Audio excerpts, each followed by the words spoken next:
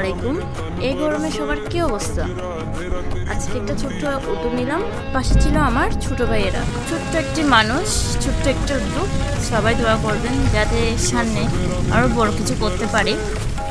পহেলা মে শ্রমিক দিবস উপলক্ষে এই ছোট্ট উদ্যোগটি আমাদের নেওয়া।